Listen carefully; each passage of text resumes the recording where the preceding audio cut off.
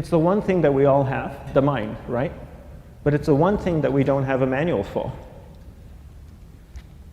We buy a blender, we get a manual. Our iPhone comes with a manual. We get a car and it has a manual.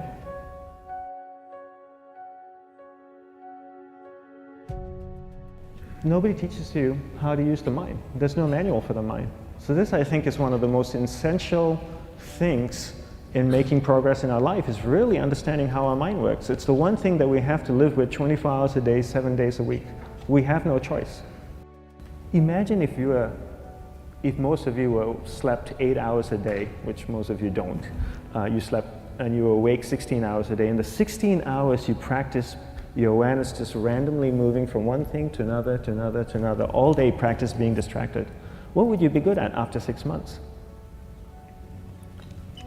You did this 16 hours a day, you just allow your awareness to jump from one thing to another, to another. I'll tweet right now, I'll switch to text messaging, then I'll go to email. Oh, my phone's ringing, so I'll answer the phone. And then somebody's speaking to me, so I'll have 2 conversations at one time. And I'll just do this 16 hours a day, 7 days a week. So you get it being good at distracted. After 1 year, you're an expert at being distracted. After a year and a half, they'll invite you to give keynote talks on being distracted. You're so good, you practice 16 hours a day.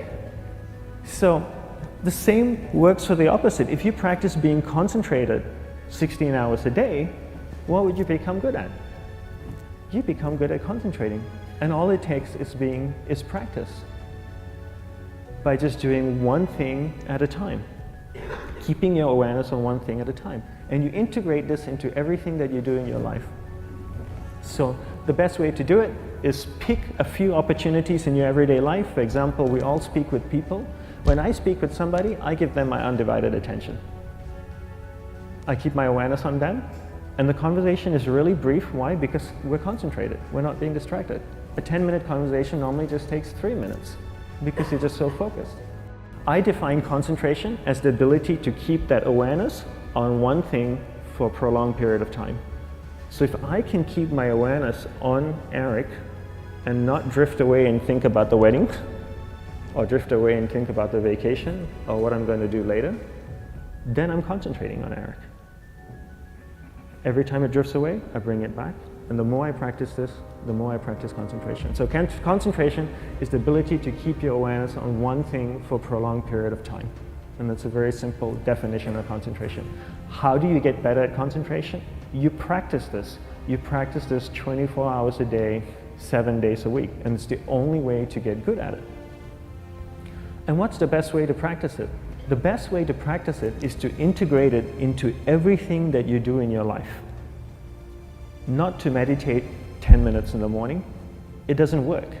You really need to look at your life the same way a sprinter in the Olympics looks at his life. You've all heard of Usain Bolt, the man that won the gold medal twice, 2 Olympics in a row, broke the world record. I don't know anything about him, to be honest. But if I was looked at him, he obviously sprints, he practices running, probably does a lot of long distance, he probably does a lot of stretching as well, I'm sure he gets massages.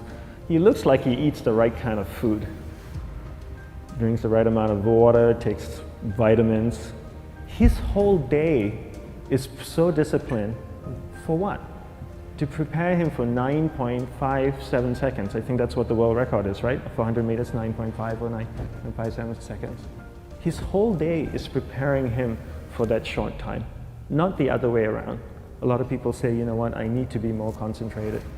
So you know what, I'm going to meditate in the morning, I'll sit down for 2 minutes. Okay, now I'm Zen master. And the remaining 23 hours and 58 minutes, they just go about being ordinary and crazy. How does that work?